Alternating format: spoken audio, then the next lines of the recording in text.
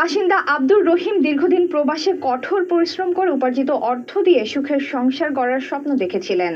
পারিবারিকভাবে 50 লাখ টাকা দেনমোহরে বিয়ের পর সেই স্বপ্নই আজ তার ভাষায় দুঃস্বপ্নে পরিণত হয়েছে।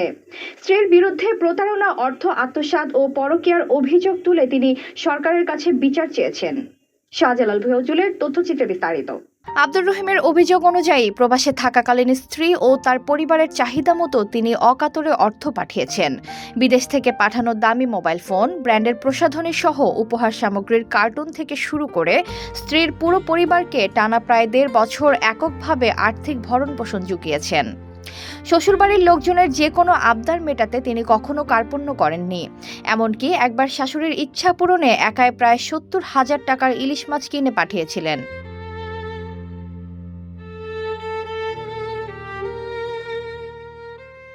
শুধু তাই নয়, স্ত্রীকে রাজধানীর নামিদামি রেস্টুরেন্টে খাওয়ানো, বিলাসবহুল পার্লারে 20 থেকে 25,000 টাকার বিল পরিশোধ করা, ব্যক্তিগত ব্যাংক অ্যাকাউন্টে লাখ লাখ টাকা দেওয়া, এমনকি ড্রাইভিং শেখানো থেকে শুরু করে ফ্ল্যাট কেনার প্রাথমিক খরচের বিশাল অঙ্কও যোগান দেন রহিম।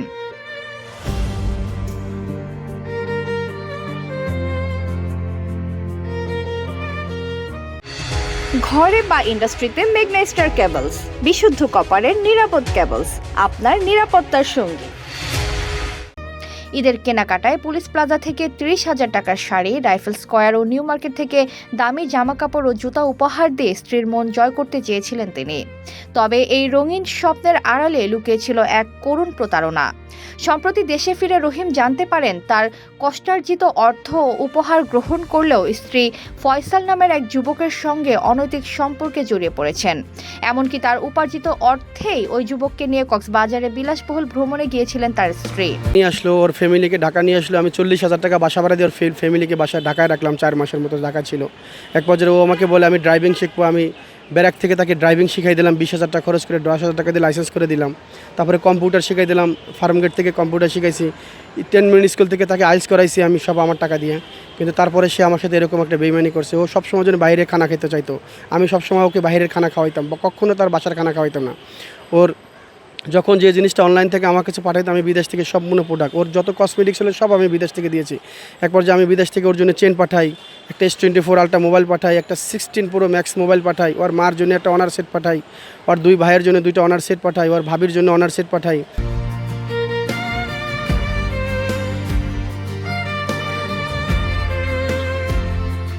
বিষয়টি জানার পর পারিবারিক কলহ চরম আকার ধারণ করে এবং ধীরে ধীরে নিজের অর্থ সম্পদের সব নিয়ন্ত্রণ হারিয়ে ফেলেন রহিম।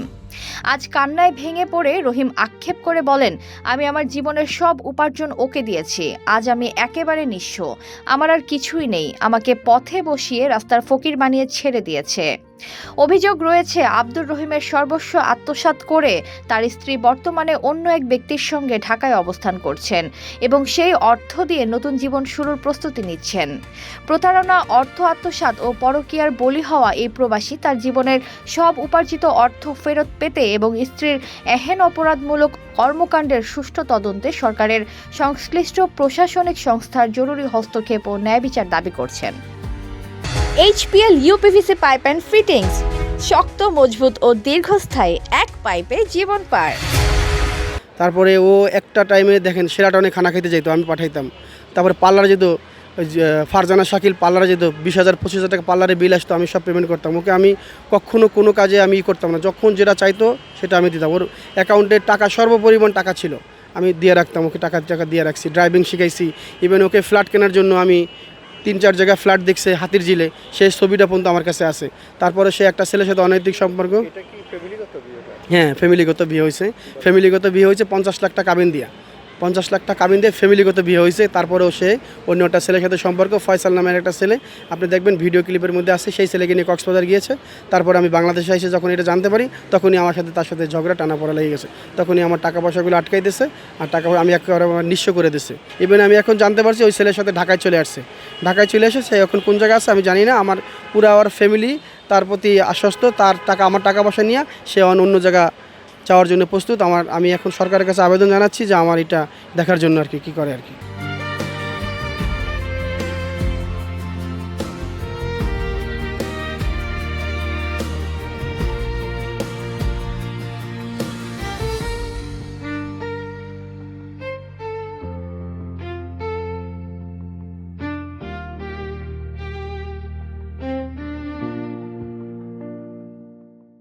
এতক্ষণ আপনাদের সাথে ছিলাম তামান ইসলাম তন্নি। প্রতিদিনের নিউজ আপডেট পেতে আমাদের সাথেই থাকুন।